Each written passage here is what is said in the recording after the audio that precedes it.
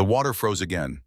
That was the first thing Clara Whitfield noticed when she woke on the morning of October 21st, 1887. Not the cold itself, though the cold was everywhere in the walls and the floorboards, in the thin wool blanket she had pulled up to her chin sometime in the night. Not the sound of the wind working its way through the gaps in the chinking, though she heard that too low and persistent, like something that had been waiting outside for a long time and had finally decided to stop being patient. No, what woke her was the stillness of the water bucket. She had placed it beside the stove before she went to sleep. She always did. The stove was an old cast-iron box that sat against the east wall and drew well enough on calm nights, and she had loaded it with good split pine before lying down, and she had told herself, the way she told herself many things these days quietly, without much conviction, that the water would stay liquid until morning. It had not. She crossed the cabin in 3 steps and pressed her finger against the surface. Solid. Not a skim of ice, not a soft give at the edges. Solid through and through. She stood there in the dark with her finger pressed against frozen water and did not move for a long moment. Behind her from the corner where the children slept came the sound that had been threading through her sleep for the past 2 weeks. A cough, low wet, dragging itself up from somewhere deep. Thomas, 5 years old and already losing weight she couldn't afford for him to lose. She turned and crossed to the children's corner and put her hand on his back and felt him pull in a breath and release it slowly, and then the cough came again, harder this time, and he curled onto his side without fully waking. Lily stirred in the bunk above him, 8 years old and already carrying something in her eyes that no 8-year-old should have to carry. She looked down at her mother in the dark and didn't ask any questions. She had stopped asking questions weeks ago. "Go back to sleep," Clara said quietly. Lily lay back down. Clara stood in the middle of her cabin and looked at the frozen bucket and listened to her son cough and understood something with a clarity that no amount of tiredness or grief could soften. What she had been doing was not working.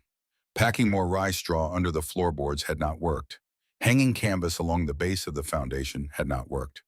Burning more firewood than she could afford had bought them a few degrees and cost her a full quarter of her winter supply. The cold was not retreating. It was not even holding steady. It was advancing. The problem was not the walls. The walls were good. 16-inch pine logs, well chinked, sealed against the wind, as well as any cabin in the Bitterroot Valley. The problem was not the chimney. The chimney drew clean, and the stove worked the way stoves were supposed to work. The problem was the floor. The floor sat 6 inches above the ground, on cedar posts the way every cabin in the territory sat, because 6 inches of clearance meant the wood wouldn't rot and the ground moisture wouldn't wick up through the boards. It was sensible construction. Every carpenter in Montana would have told her the same thing. The trouble was that 6 inches of clearance turned the underside of her floor into a wind tunnel on nights like this. The cold air poured through from the north side and came out the south side and took every degree of warmth it could find along the way, pulling heat out of the floorboards the same way a river pulls warmth out of a man who steps into it in November. She had known this in a general sense since the first winter she spent in this cabin 6 years ago, when she and her husband Robert had arrived from Ohio with nothing but the wagon and the tools and the particular brand of certainty that young people carry before the country teaches them better. That first winter had been hard but survivable. They had each other. They had enough wood. They had been young enough that the cold felt like an obstacle rather than a sentence. Robert had died in April, 8 months ago. A timber cut that went wrong and came down on the wrong side. He was gone before anyone could reach him. Clara had buried him on the ridge above the creek where he used to take Lily to watch the elk, and she had come back down to the cabin and cooked supper for the children, because what else do you do? And she had been making calculations ever since. The debt at Edmund Nash's general store stood at $11.40. She had $6 in a coffee tin buried under the hearthstone. The woodpile along the north wall of the cabin would last if she was careful until the middle of February. The winter in Montana in the year of 1887 was showing every sign of lasting until April. She was not prone to despair. That is worth saying clearly. Clara Whitfield was not a woman who spent time in the dark places if she could avoid them. She had grown up in farm country in eastern Ohio, the third of 7 children, and she had learned early that the arithmetic of survival does not pause for grief. You grieve and you work. You grieve and you plan. You grieve and you get up the next morning and you put your hand on a frozen water bucket and you think about what you are going to do differently. She added a log to the stove. She set a pan of cornmeal onto heat. She sat at the table and watched the light from the firebox flicker across the ceiling and let herself think. She thought for a long time. The chicken died on the last day of October. It was one of three remaining hens, a spotted one that had stopped laying 2 weeks before and had been declining steadily since, and when Clara found her stuff in the corner of the small coop behind the cabin, she stood for a moment looking at the dead bird and felt the specific exhaustion of losing one more thing she couldn't replace. She carried the hen to the garden plot behind the cabin. The ground had gone hard with the early frost hard at the surface, but she had a good spade and she drove it in. The first 8 inches came up in solid chunks, cold through. She drove the spade in again deeper, and the resistance changed slightly. The soil was softer here. Not warm exactly, but yielding. She drove the spade in a third time and stepped on the shoulder of it and pushed it down to the full depth of the blade, and when she lifted that load of earth, something stopped her. The soil in the spade was different. She could feel it through the handle. She stood there holding 18 inches of soil above a hole she had dug in her garden, and she set the spade down on the frozen ground beside her, and she reached her bare hand into the hole. The cold hit first, of course it did. It was October in Montana. The cold was everywhere. But then below the surface chill, below the frozen crust and the half-frozen layer beneath it, her fingers found something different. The deeper soil was not warm, the way a room is warm, or the way a fire is warm. But it was warmer than the air above it, noticeably, undeniably warmer. She pushed her hand deeper past the wrist, and the temperature steadied. It didn't drop, it didn't rise. It just sat there at some middle ground between frozen and comfortable, constant and unchanging.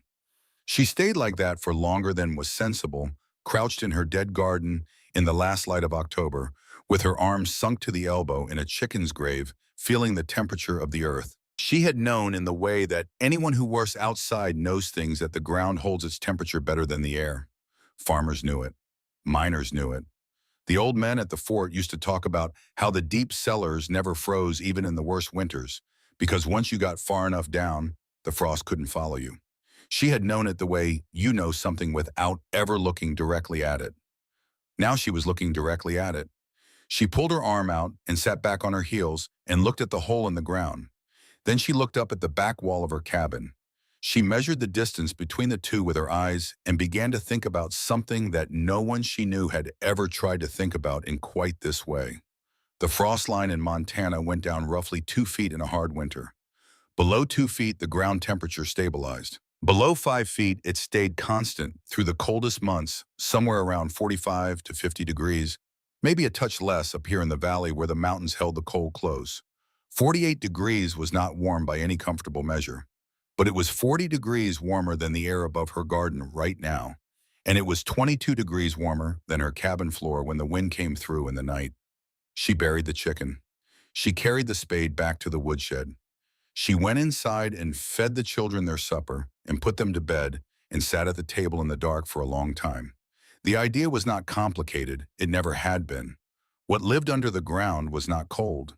What killed her family every winter was the air, and specifically the moving air, the air that poured under her floor and carried heat away before it could build.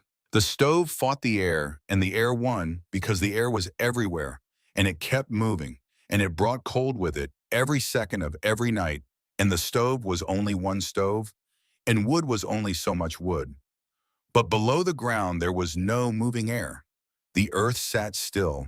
It held its temperature the way stone holds it, slowly, stubbornly, over long periods of time. If you put something warm in a stone, the stone would hold that warmth long after the source was gone. And if you dug yourself below the frost line, below the reach of the moving air, and built yourself a small room just big enough for 2 children to sleep without freezing, then the earth itself would be your insulation. Not fighting the cold, simply being below it. She called it in her own mind staying below the wind. She did not tell anyone. Not because she wanted it to be secretive, but because she had learned something in 8 months of widowhood that she had only half understood before other people's doubt is expensive. She couldn't afford doubt right now. She could not afford to spend the energy it would take to argue with people who would tell her the floor would sag, or the wages would collapse, or it was too late in the season, or a woman alone shouldn't be doing something like this. She did not have energy to spare on opinions. She had children to keep alive. She began planning in the only way she knew how, practically specifically, without decoration. The room would be 8 feet long and 6 feet wide.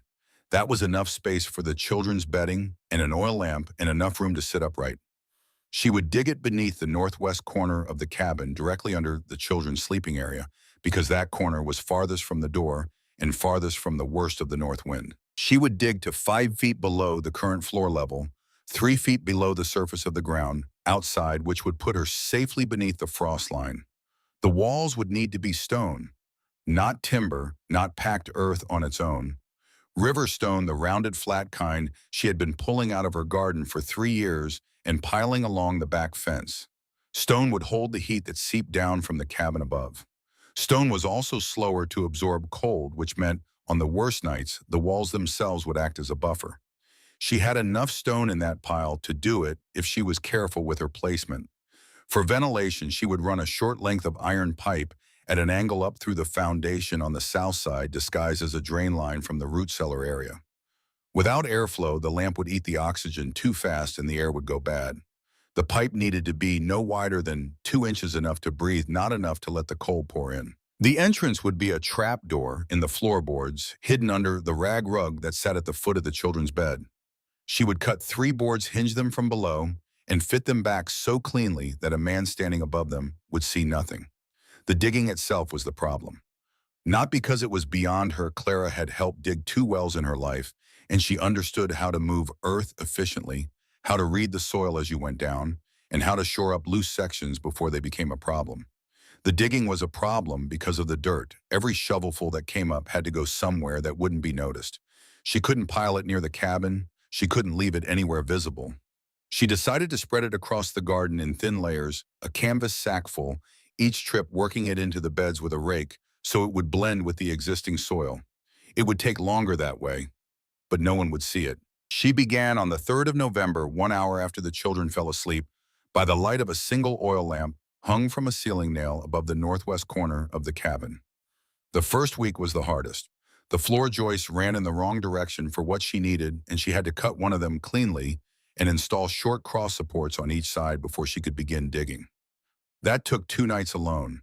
She worked with a handsaw and moved slowly so the noise stayed low, and when she split the joist, she held her breath, but neither child woke. The soil below the cabin's crawl space was packed clay and gravel, which was good news for stability and bad news for the shovel. She could manage only about 8 inches per hour in the beginning, less. When she hit stones, she had to pry out with the iron bar she'd taken from the woodshed. The first night she moved 6 inches of depth across roughly 3 square feet. She came up, brushed herself off, loaded the first canvas sack, and walked out to the garden in the dark. Old Prescott found her on the 4th evening. He was the oldest man in the settlement, somewhere north of 70, and he walked the valley road every evening the way he had done for 30 years, regardless of weather, checking on things, seeing what needed seeing. He came around the back of the cabin and found Clara with a shovel and a half-filled canvas sack, and he stopped and looked at her with the particular patience of a very old man who has learned not to rush to conclusions. "Drainage trouble," he said. "Foundation work?" Clara said. "The north corner's soft." He looked at the back of the cabin for a moment, then back at her. He nodded once slowly. "Cold for digging," he said. "Yes," Clara said. He watched her for another moment and then continued on his way. She listened to his footsteps fade down the road and let out a slow breath and went back to filling the sack. 3 days after that, 2 women from the church came by with a jar of preserved apples and a plate of ginger biscuits. Clara thanked them warmly and poured them coffee and let them talk, and they looked at the scattered soil near the garden with the careful, oblique way that people look at things they're not sure they should ask about directly. "Are you putting in a root cellar?" one of them asked. "Something like that," Clara said. They exchanged a look that she caught and chose not to acknowledge. It was late in the season for any kind of digging. The ground would freeze solid before long. That was what they were thinking. She could see it in the way they held their mouths.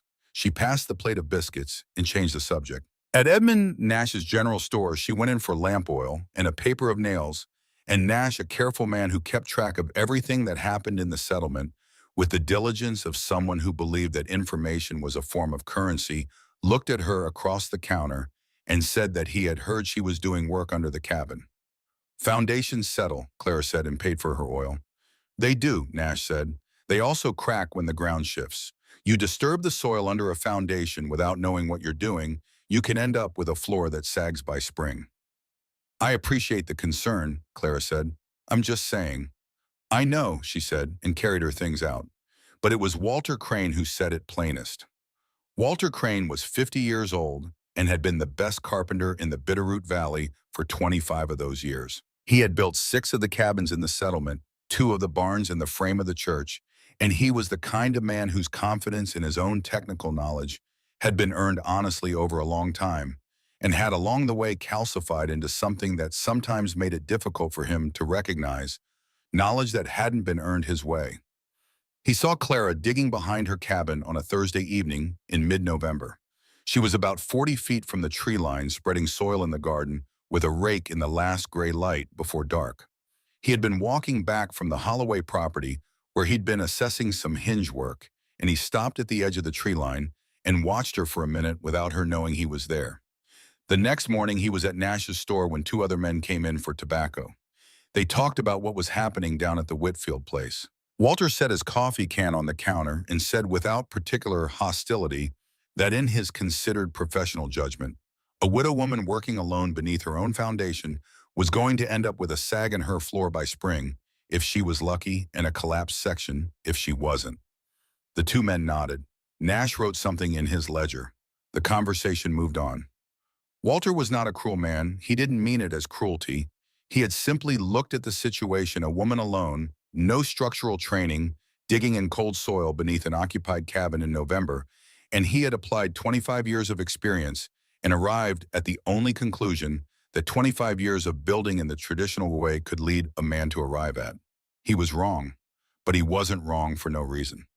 13 days after Walter made his assessment at Nash's store on a moonless evening in the last week of November, he found himself standing behind the Whitfield cabin in the dark. He had not planned to be there. He had been walking back from a plow at the far end of the valley, and the Whitfield property lay along his road home, and he had told himself he was simply taking the back path because the main road held standing water from the afternoon's melt. He had told himself this with enough conviction to get him to within 50 feet of the cabin before he admitted that he wanted to see what she was doing. He stood at the back corner of the cabin and looked at the disturbed earth near the garden. She had spread it well better than he expected, the soil nearly invisible against the existing bed. And then he looked at the back wall of the cabin itself. There was a short length of iron pipe angled out from the foundation on the south side, low to the ground. He crouched and looked at it. The angle was deliberate. The positioning was deliberate. He stood up and looked at the foundation logs where the disturbed soil was closest. No cracking, no settling. He pressed his boot against the base log and felt nothing move. He walked to the north corner and checked the chinking around the base. Sound. He stood there in the dark behind Clara Whitfield's cabin for approximately 3 minutes. The pipe troubled him, not in a bad way. It troubled him in the way that a solution you didn't think of first troubles a craftsman, like a dovetail joint. You've been doing one way for 20 years, and then someone shows you a variation that you immediately understand is more elegant, and the understanding of that sits in your chest in an uncomfortable place. The pipe was not drainage. He knew drainage setups. He had installed dozens of them. The angle was wrong for drainage, and the placement was wrong, and the diameter was wrong. It was ventilation. It was a ventilation line disguised as drainage, and it was running if his reading of the angles was correct to something beneath the northwest corner of the cabin. She wasn't digging a root cellar. She was building something under the cabin itself. He stood there another full minute. He walked home. He did not go to Nash's store the next morning. He did not amend his earlier statement. He turned the problem over in his mind through dinner and through the evening, building it from the outside. In the ventilation angle, the depth suggested by how long she had been moving soil. The stone pile he'd noticed was significantly depleted along the back fence where she'd had river rocks stacked for years. Stone, not timber, stone walls if he was reading this right. He had built a cold cellar once with stone walls years ago for a family south of Missoula. The stone had taken 2 weeks to come to temperature, but once it did, it held.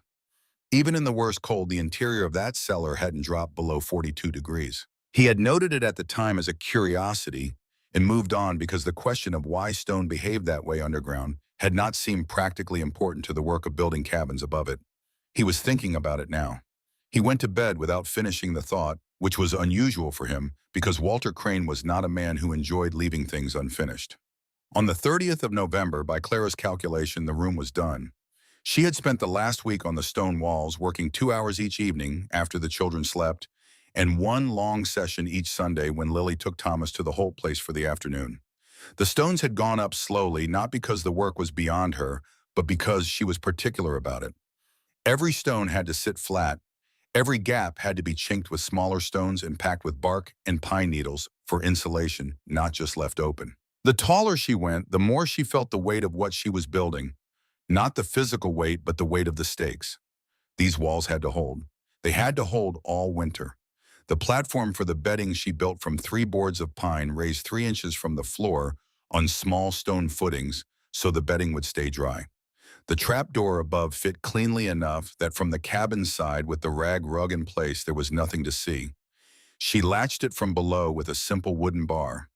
She went down alone on the last night of November by the light of a single tallow candle to see what she had made. The descent was 7 rungs.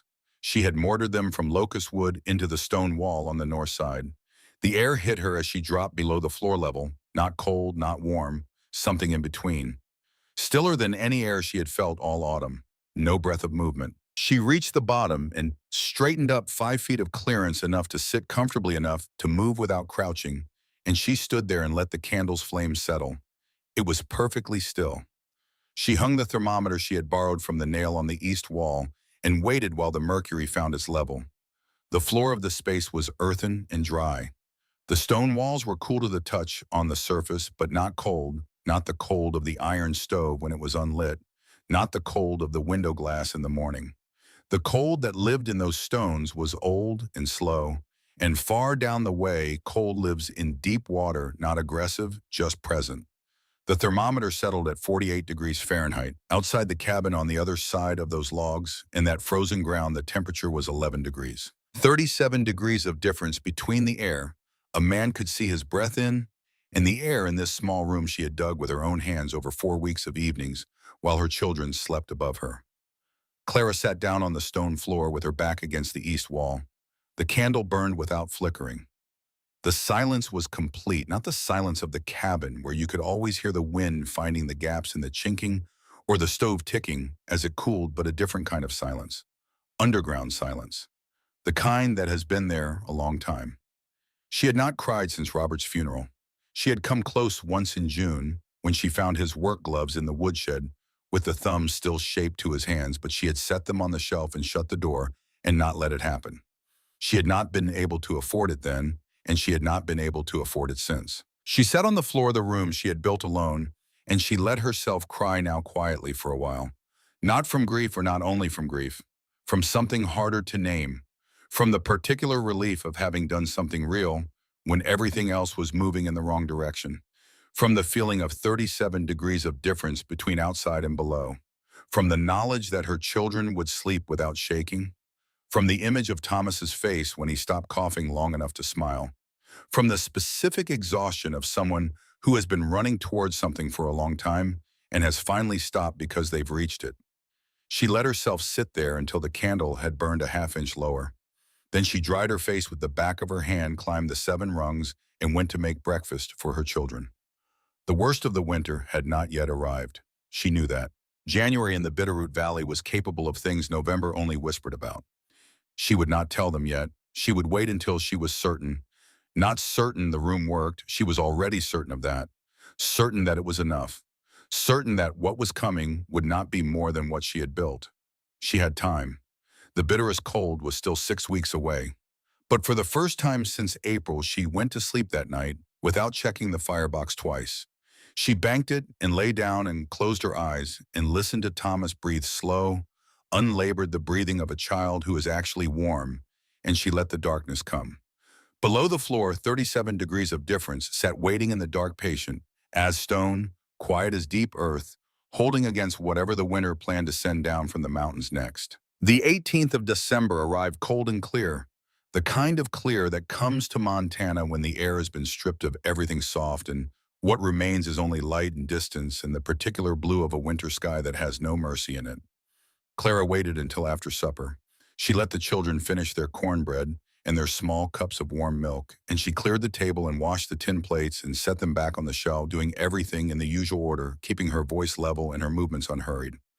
Thomas sat on the floor near the stove with a carved wooden horse that had belonged to his father. Lily read by the lamp or pretended to Clara noticed her turning pages too quickly, the way she did when she was thinking about something else instead.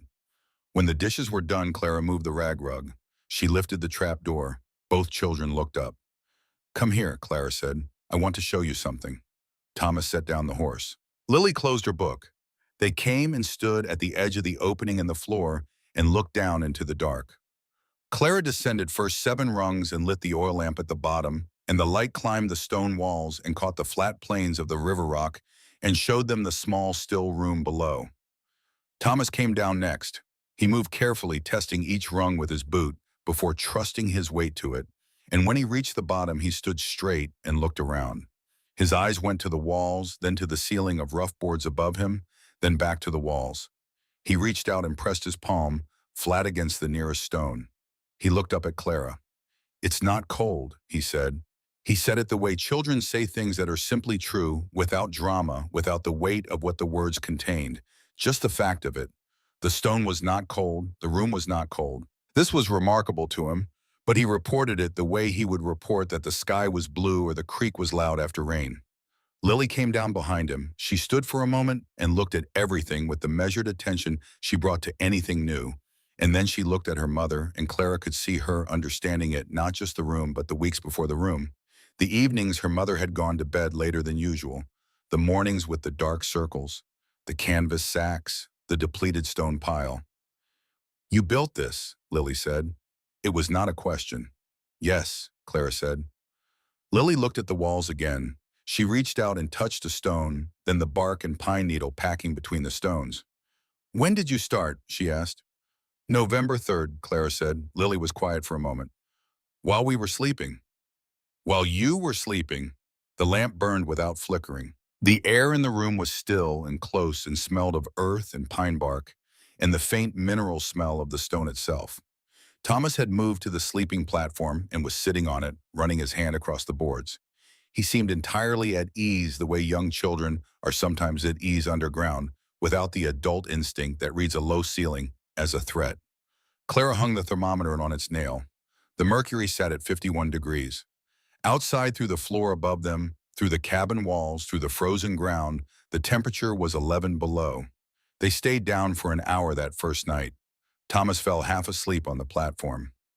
Lily read by lamplight, and Clara watched her daughter's fingers turn pages without any of the unconscious breath warming that had become habit over the past 2 months. She watched and noted it and said nothing.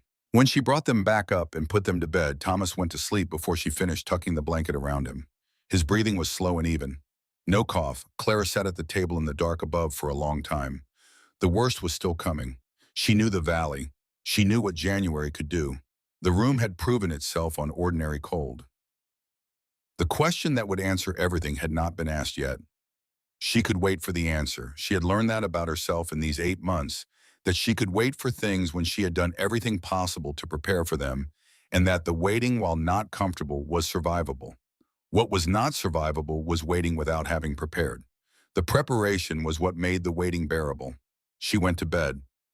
December moved forward. Walter Crane told no one.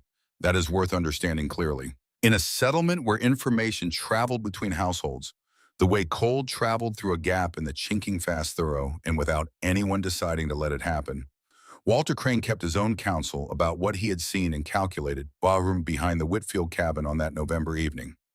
He did not correct his earlier statement at Nash's store. He did not offer new opinions. He went about his work through the first 3 weeks of December with the particular quietness of a man who is holding something in his mind that he hasn't finished looking at yet. He began digging beneath his own cabin on the 14th of December. He told his wife it was drainage. She looked at him with the expression of a woman who has been married to a man for 22 years and knows when he is telling a partial truth, But she did not press him because she had also been cold for 3 winters in that cabin, and she was willing to be warm enough to overlook a partial truth or two. Walter worked efficiently. He had spent 30 years working with his hands, and he brought that efficiency to everything: the planning, the layout, the sequence of cuts through the floorboards. He was faster than Clara had been by a significant margin, not because he was stronger, though he was, but because he had spent a quarter-century making things, and his hands understood the work in a way that made the early stages almost automatic. He made one decision differently. He used timber for the walls. Clara had used river, stone flat, dense, is slow to change temperature. Walter looked at his stone pile, which was smaller than hers had been, and looked at his timber supply, which was substantial, and he made the assessment that a carpenter makes wood was what he knew. Wood was predictable. Good heavy timber, properly placed, would hold the walls of a hole in the ground just as it held the walls of any structure he had ever built. He had never had a timber structure fail on him in 25 years. He set the timbers in vertical. He cut them clean and fitted them tightly and packed soil against the backs of them, and when he descended on the evening of the 17th of December to assess his work, the walls looked solid. The space felt correct. He hung his own thermometer and waited. 44 degrees. Not as high as he'd hoped, but he told himself the space needed time to stabilize. He went to bed satisfied. On the 28th of December, he went down to check on things and found water on the floor. Not much at first. A seep, a thin dark line along the base of the east wall where the timber met the earth floor. He crouched and pressed his finger to it and looked at the moisture there and felt the specific cold feeling that comes to a man who recognizes a mistake. Timber in wet ground sweats. Everybody who builds in wet ground knows this. Walter knew it above ground, where the solution was straightforward. You let timber breathe. You raised it off, direct contact with moisture. You let the air dry it. Below ground, there was no drying. The moisture that crept through the soil had nowhere to go once it hit the wood. And wood that stays wet begins to move, and wood that begins to move compromises the joints, and compromised joints in a load-bearing wall underground create a specific and catastrophic class of problems. He spent 3 days trying to address it. He packed clay against the outside of the timbers to redirect the seep. He added cross braces. On the third day, the second day of January, a 6-inch section of the east wall shifted inward by ½ an inch. He stood at the bottom of the ladder and looked at the shifted section and was very still for a long moment. Then he climbed out and got his shovel and began filling the hole back in. It took 2 full days to undo what he had spent 4 days building. He relaid the floorboards and tamped down the subfill and said nothing to his wife about why the project she'd watched him begin had now been quietly abandoned. She said nothing either. But on the 3rd of January, sitting at his own table in his own cabin, with his hands wrapped around a cup of coffee that had gone lukewarm too fast, Walter Crane thought about Riverstone and thought about the way Clara Whitfield had positioned her ventilation pipe, and thought about the fact that the timber in his walls had failed in exactly the way he would have expected it to fail if he had stopped to think it through beforehand, and he sat with that knowledge in the specific uncomfortable way that an honest craftsman sits with evidence that his judgment was wrong. He did not go to her, not yet. He was not ready. Pride takes time to move, even in a good man, even when the man knows it is pride he is dealing with. He added wood to his own stove and listened to the wind and waited for the cold to get worse, which it did.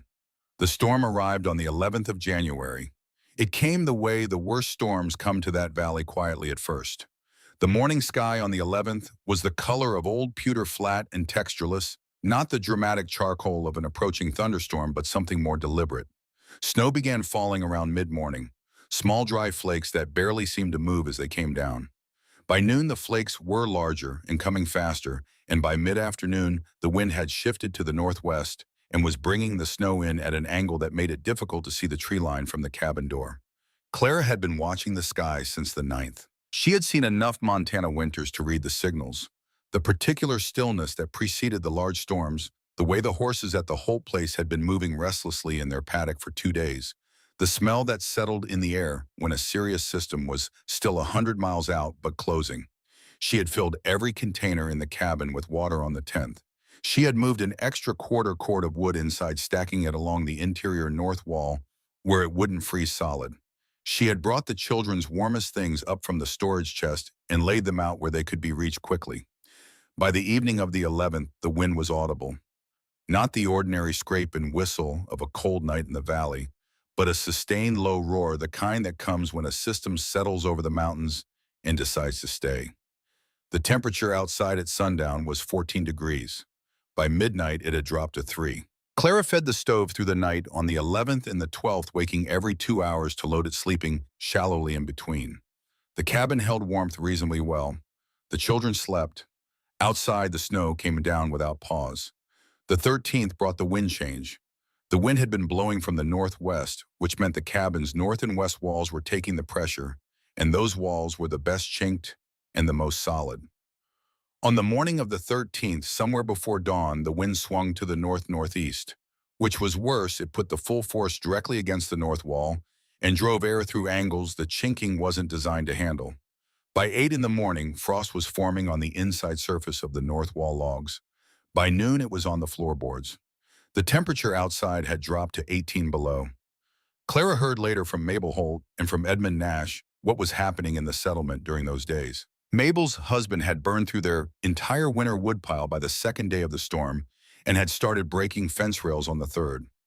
3 families at the north end of the valley had consolidated into one cabin, sharing heat and food because neither household had enough of either alone. A man named Garfield, who lived alone on the far edge of the settlement in a cabin that had never been particularly well built, had broken up his dining table and his 2 chairs in his bedroom dresser for fuel.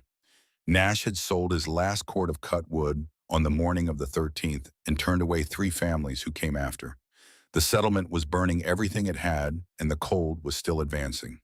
Inside Clara's cabin on the evening of the 13th, with the fire running as hot as she could safely push it, the interior temperature was 44 degrees. She could see her breath. The water she'd stored in the canning jars along the north wall had ice forming around the inner edges.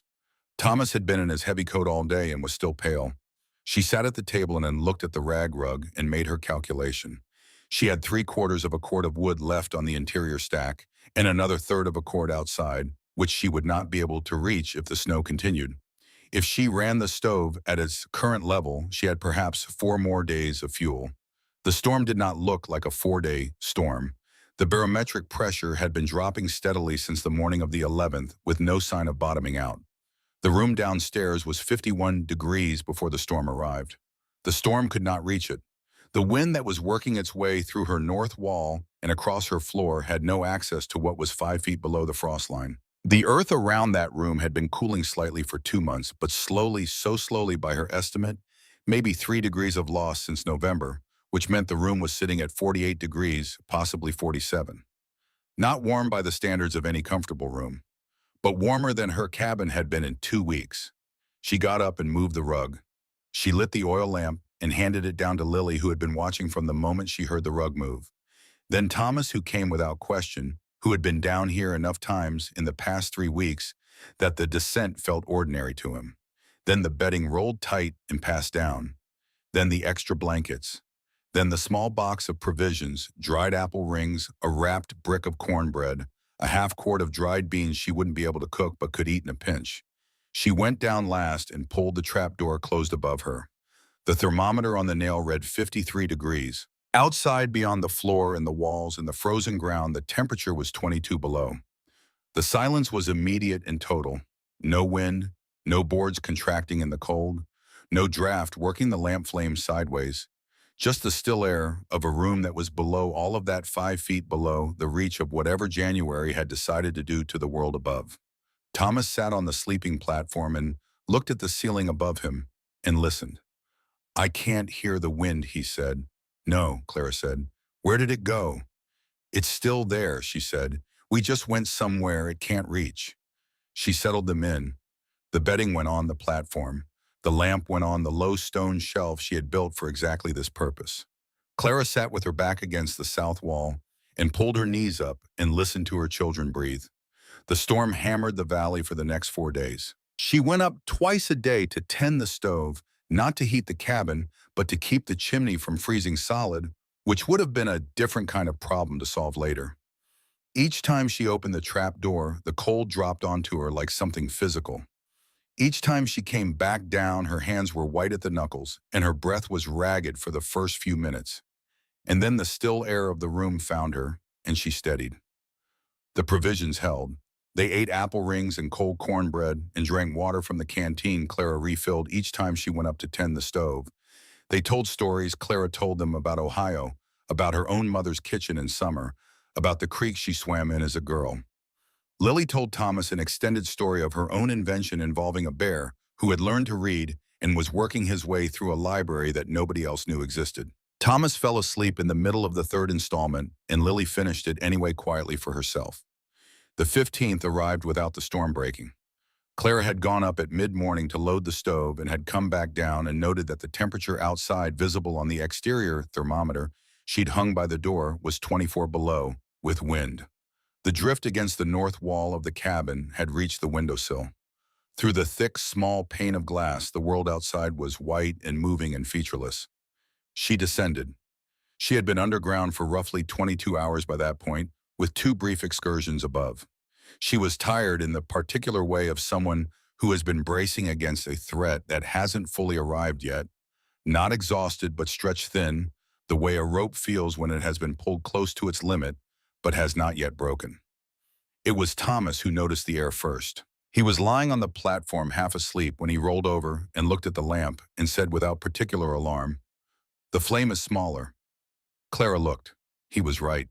The lamp flame, which she had been keeping trimmed to a medium height to conserve oil and reduce heat consumption from the wick, was visibly lower than it had been an hour ago.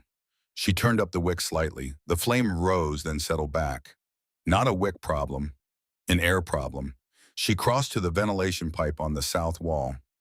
The pipe was 2 inches in diameter iron, angled up at 30 degrees and running 15 inches through the stone and the foundation log and the packed earth above it to the outside air.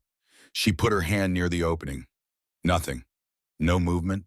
No draft, not even the faint cold breath that had been entering through it since she built the room. The pipe was blocked. Snow driven sideways by the wind for the past 4 days had packed into the outer end of the pipe and sealed it. The room was sealed. There was no airflow in or out, and a sealed room with a burning oil lamp and 3 people breathing had a finite amount of time before the oxygen thinned to the point where the lamp would not burn, and then to the point where the people would not either. She looked at the pipe, she looked at the lamp, she looked at her children. "I'm going up," she said. Lily looked at her. She was 8 years old, and she understood exactly what that meant. The trapdoor, the cabin above it, whatever temperature it had reached. And then outside. Clara could see her understanding it and choosing not to say the things she understood. "How long will you be?" Lily asked.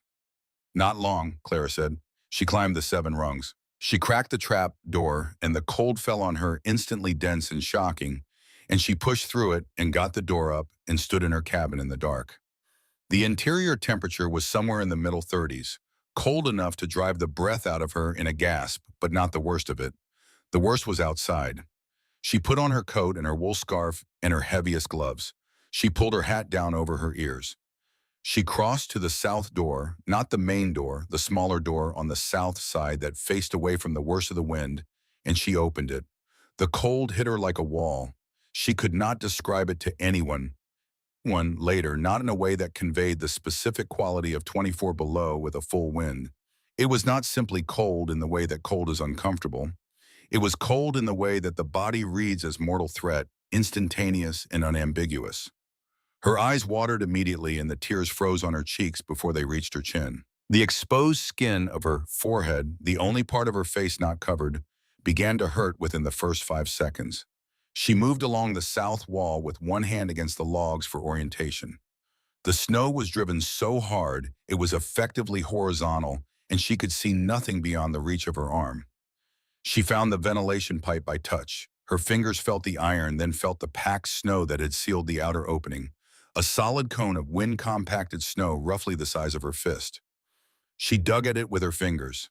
The gloves were too thick for precision, and she pulled the right one off and worked with her bare hand for 30 seconds. Then the cold in her fingers became serious, and she put the glove back on and stamped her feet to keep the blood moving.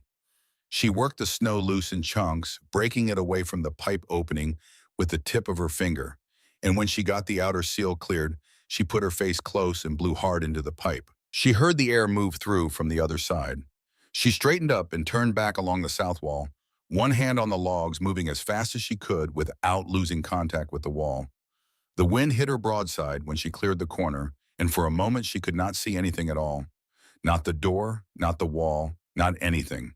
She stopped, faced the wall, put both hands flat against the logs, and moved sideways along them until her hand found the door frame. She was inside in another 10 seconds. She did not stop to rest.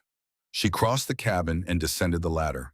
When her boots touched the earthen floor and she turned around, both children were exactly where she had left them.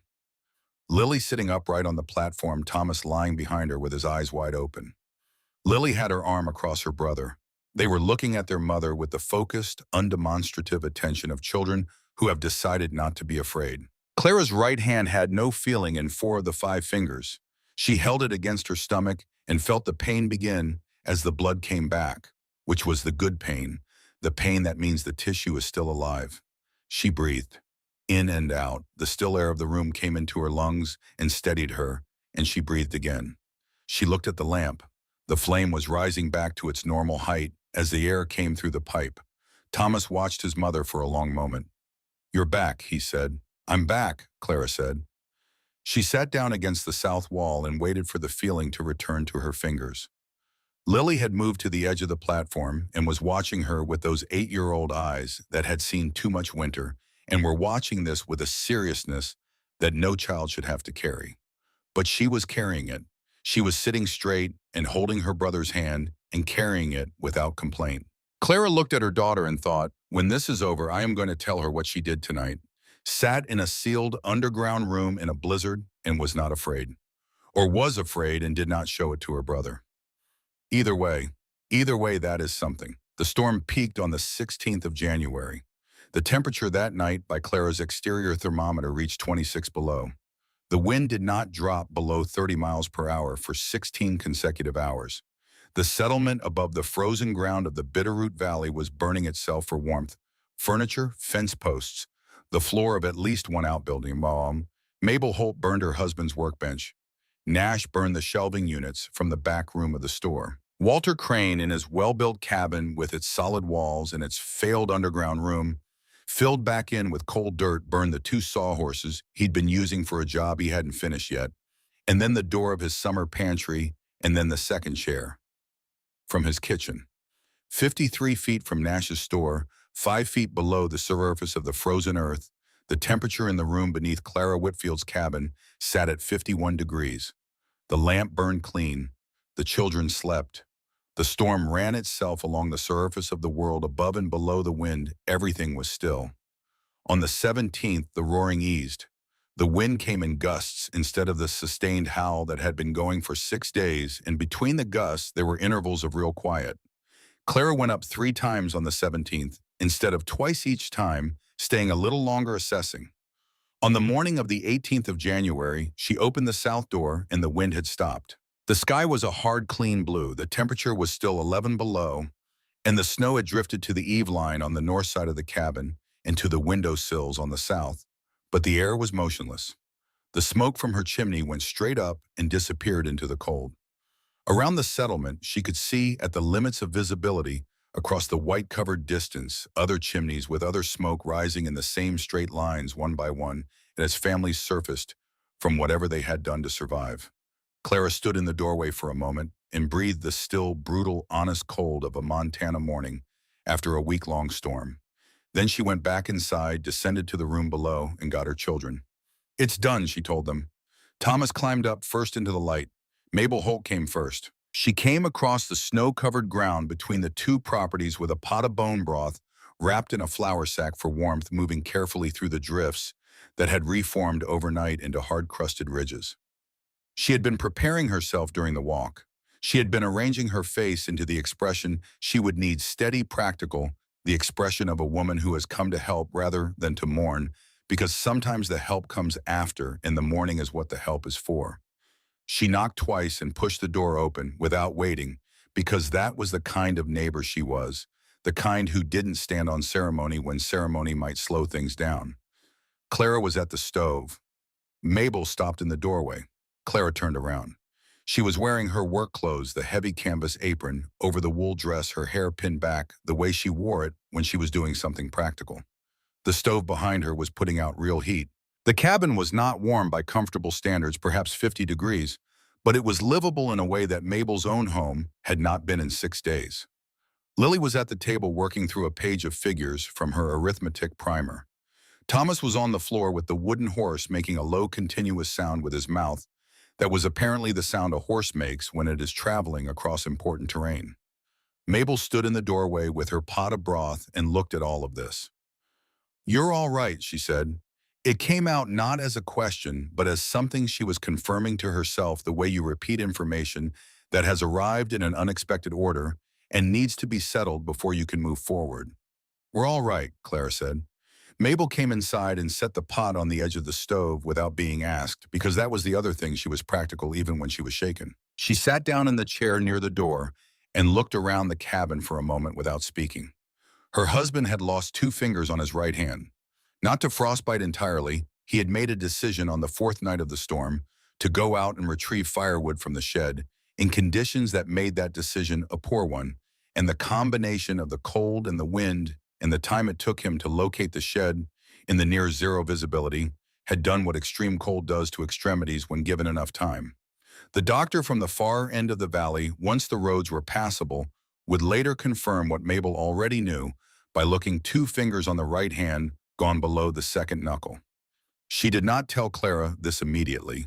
She sat and looked around the cabin and at the children, and then she looked at the woodpile against the north interior wall, the stack Clara had brought inside before the storm, and she looked at it for a long moment without saying anything. "How much did you burn?" she asked.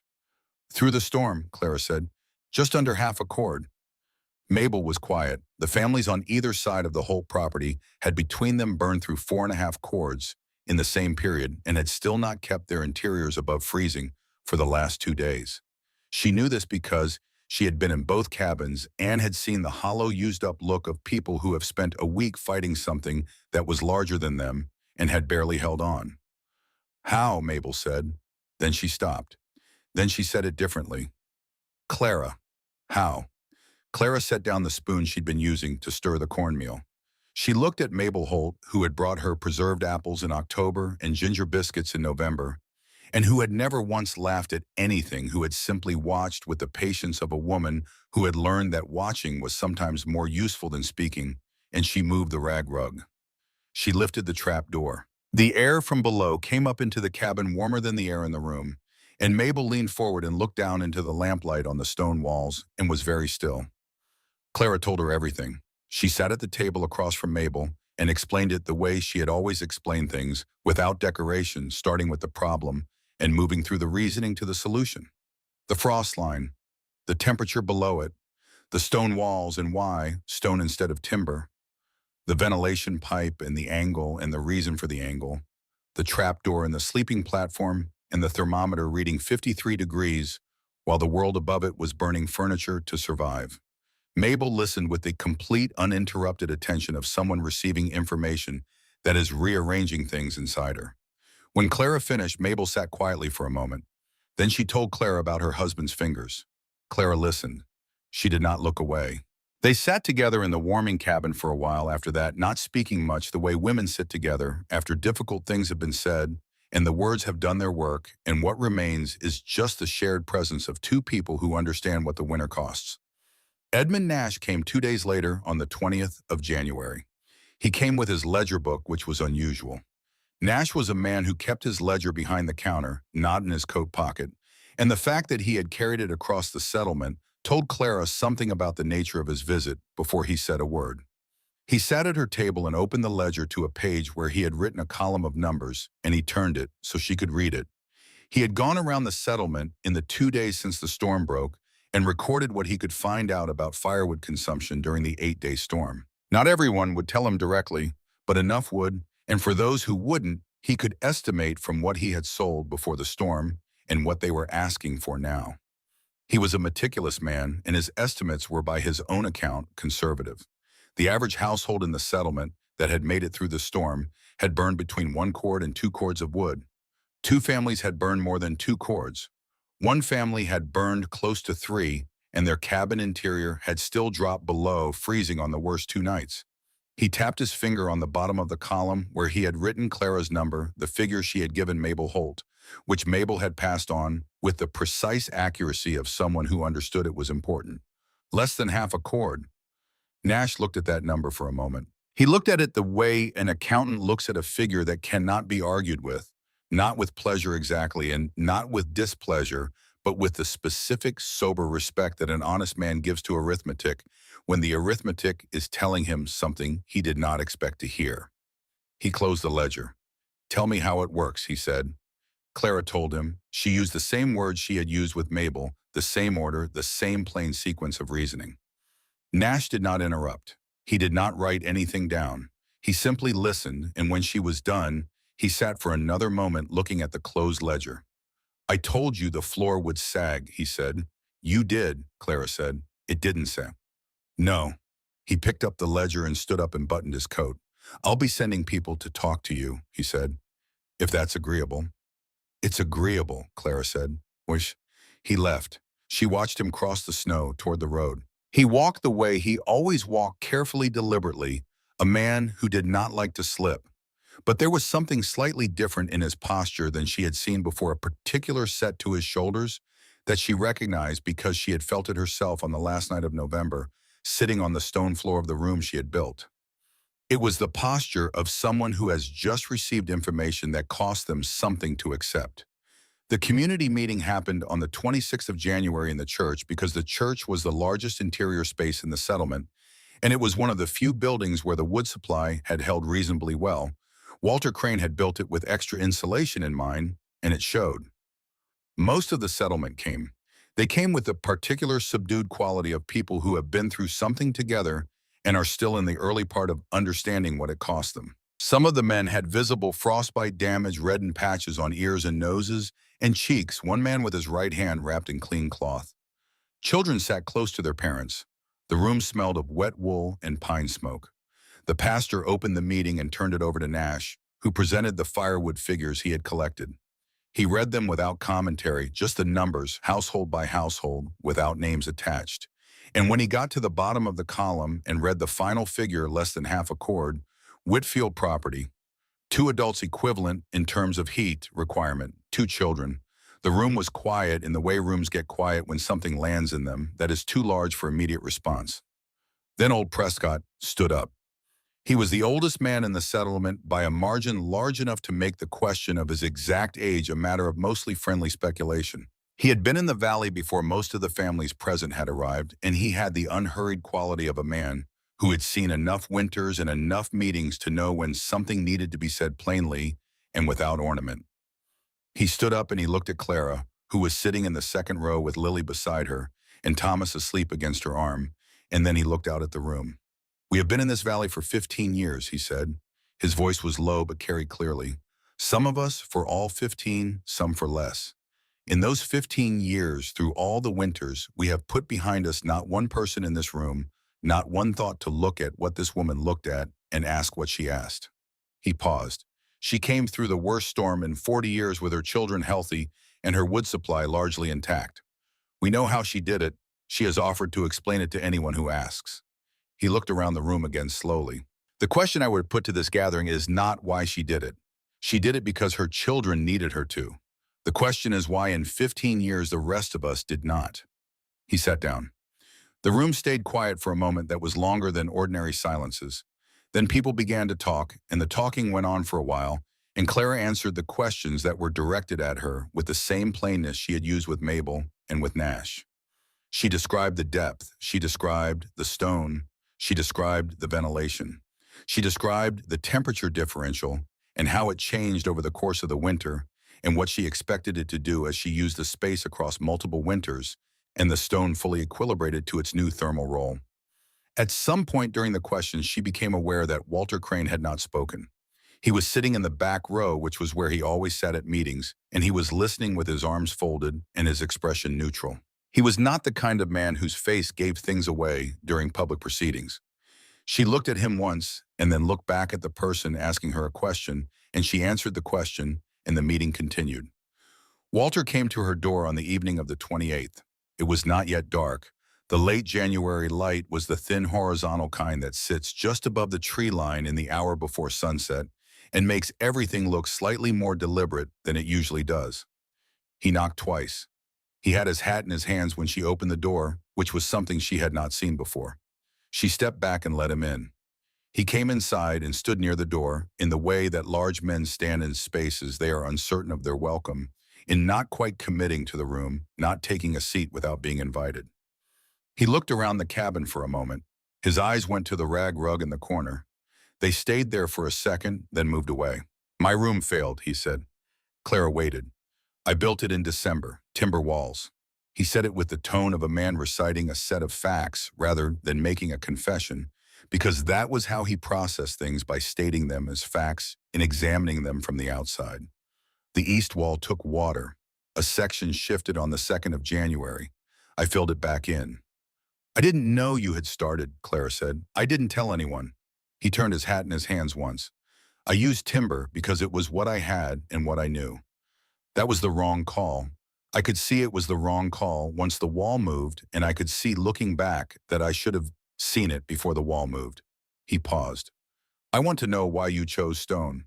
Clara looked at him. He was asking the question the way craftsmen ask questions, not because he needed her to explain the basic thermal properties of stone versus timber, which he understood as well as she did, but because he wanted to know what reasoning she had followed when she made the choice. He was asking about her process.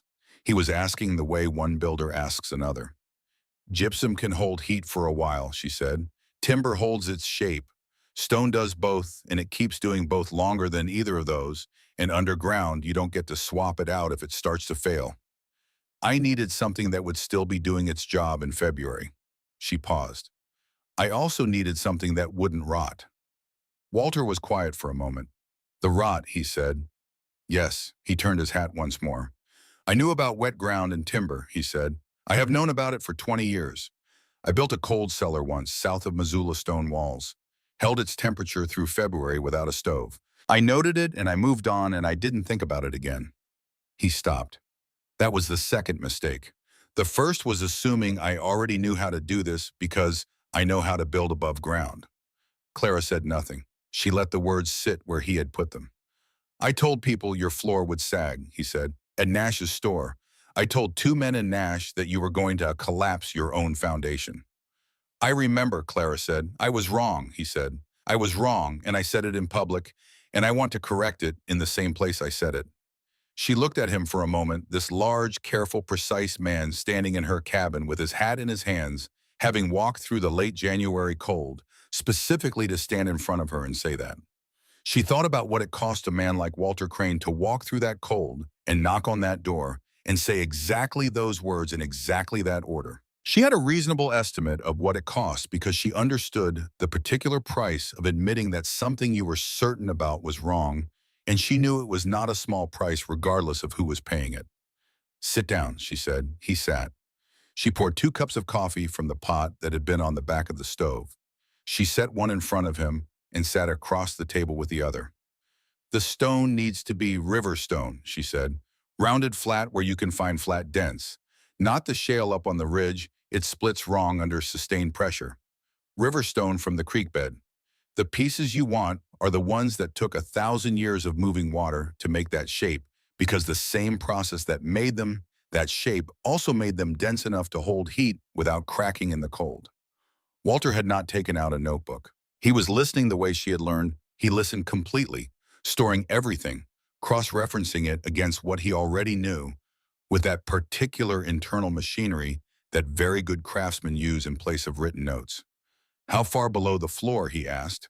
5 feet minimum below the original floor level," she said. "You want 3 feet of earth between you and the frost line's worst reach. In a bad winter, that frost line can push deeper than you expect. Give it margin."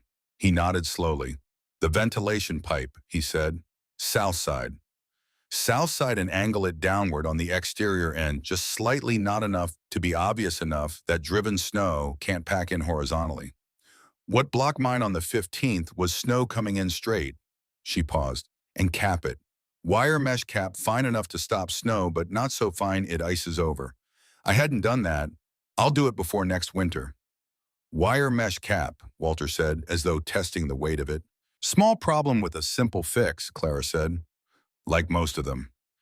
They sat for a while. Thomas wandered in from the back room where he had been sleeping, saw Walter and stopped, and looked at him with the frank, evaluative stare of a 5-year-old.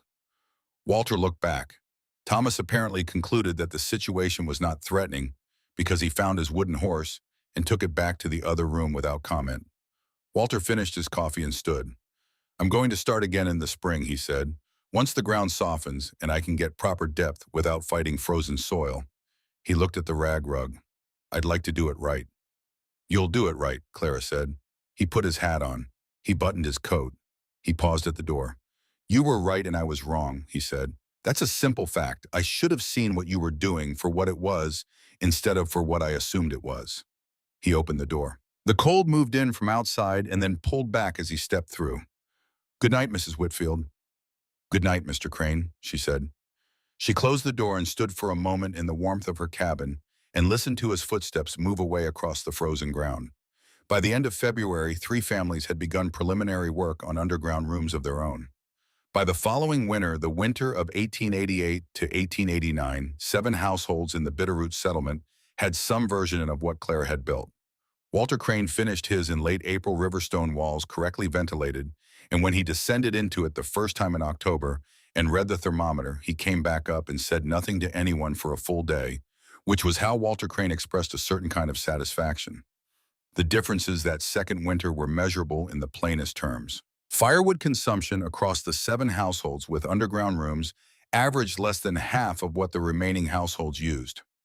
Not one child in those 7 households required the settlement doctor's attention for cold-related illness that winter. The families were calmer. There is no other word for it. The fear that had lived in the settlement every November since the first settlers arrived, the specific rational fear of a cold that was large enough to kill and patient enough to wait, had not disappeared, but it had lost its absolute authority. It had become something that could be prepared for rather than only survived. Mabel Holt's property sat on a foundation too shallow for a proper underground room. But Mabel and her husband built a partially buried sleeping space against the north wall of their cabin, 3 feet down, stone-lined, covered with a sod roof. It was not as effective as Clara's design, but it was significantly better than nothing. And the first night they slept in it, Mabel wrote in her journal that it was the first time in 3 years she had not woken at 2 in the morning to check the fire. The idea traveled the way practical ideas travel, not through announcement, but through observation.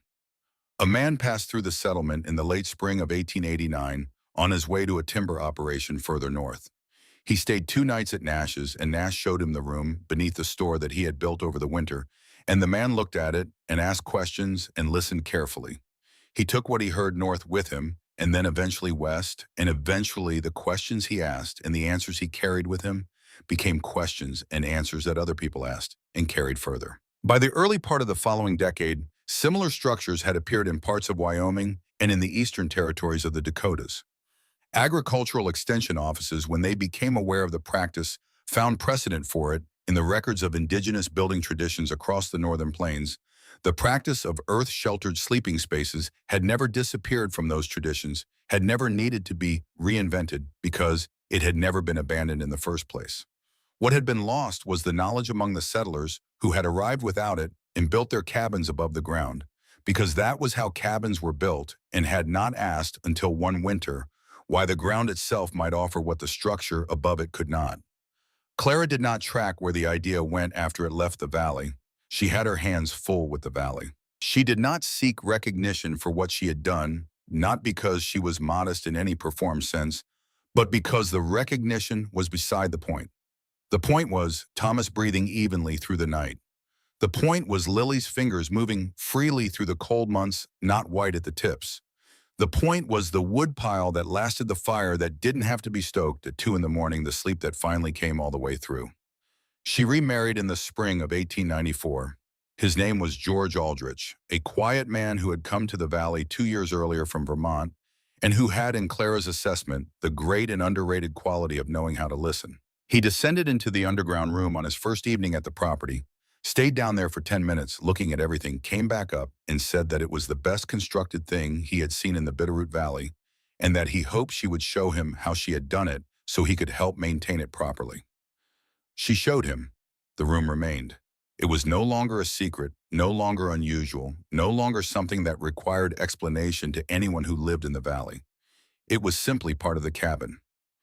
It was the northwest corner of the structure, the part that mattered most in January, the part that had been there since November of 1887, when a woman working alone in the dark had decided that the ground beneath her was not something to fear, but something to use.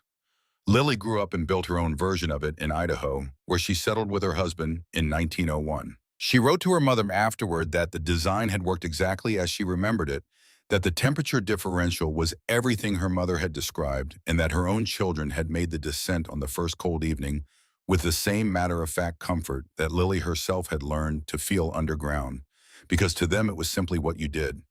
It was simply where you went when the world above got cold enough. Thomas became a stonemason. He worked across Montana and eventually through parts of Idaho and Wyoming, and in the buildings he worked on public structures, municipal buildings, the foundations of institutions that were meant to last. He applied the understanding of stone that had begun when he was 5 years old, pressing his palm against a river rock wall underground and telling his mother that it was not cold. He never called it an invention. He called it good sense. He had learned that from her. Clara Whitfield Aldrich lived in the Bitterroot Valley for the rest of her life. The cabin was expanded twice over the years, and the underground room was incorporated properly into the second expansion, fitted with better ventilation and a proper stair, rather than the 7-rung ladder. And the river stone walls were repointed in 1902 and showed no sign of moving. The room outlasted the original cabin above it and was incorporated into the structure that replaced it. She never wrote down what she had done in a form that was meant to be read by anyone in particular. She answered questions when people asked them. She showed the room to anyone who wanted to see it. She explained the frost line and the stone and the ventilation pipe with the same plainness she had always used as many times as it was asked of her without impatience. What she had done was not complicated. That was always the thing she wanted people to understand first. It was not complicated. It was not new. People had understood that the earth holds warmth for as long as people had been cold and had been paying attention to where warmth could be found. What had been lost on this particular frontier, in this particular rush to build and settle and establish, was not the knowledge but the habit of looking for it. She had looked down when everyone around her was building higher and burning more. She had asked what was already there rather than what could be added. She had trusted the earth beneath her feet in a winter that punished everyone who didn't, and the earth had done what it always does, held steady, stayed warm, remained exactly what it was, below the frost line, below the wind, below the noise of everything that moves on the surface. The answer had been there the whole time. It had been there since before anyone put a cabin above it. It had been waiting with the particular patience of things that have been in place for a very long time and are in no hurry because they know that eventually the people above them will get cold enough and frightened enough and tired enough to finally look down.